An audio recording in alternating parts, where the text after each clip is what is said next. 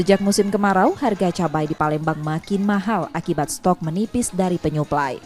Seperti di pasar KM5, harga cabai merah keriting tembus Rp60.000 dari sebelumnya Rp30.000 per kilogram, dan cabai rawit naik Rp80.000 per kilogramnya. Kenaikan ini dikeluhkan pedagang yang merugi akibat banyak warga membatasi pembelian komoditas ini, ditambah cabai membusuk karena tak laku.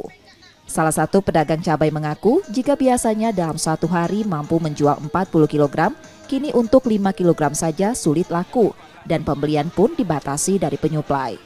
Pedagang cabai di pasar ini berharap pemerintah dapat melakukan upaya stabilitas harga cabai. Naik tuh lah sebulanan ini ya, tapi yang paling naiknya hampir seminggu ini.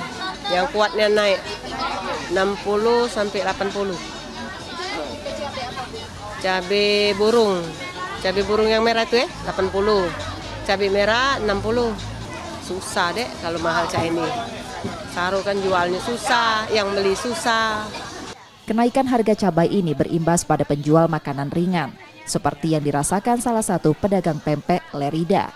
Ia mengaku terpaksa tetap membeli cabai dengan harga mahal agar tidak menurunkan kualitas cuka pempek buatannya dan menaikkan harga.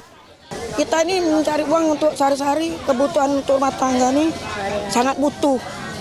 Mau tak mau mahal-mahal masih dibeli walaupun sedikit.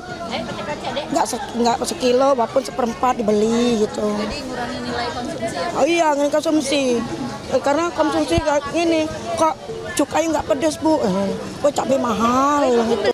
Selain cabai, sayuran seperti sawi, kol dan lainnya juga naik 20%. Reski Oktora, Muklas Diferensial, Kompas TV, Palembang, Sumatera Selatan.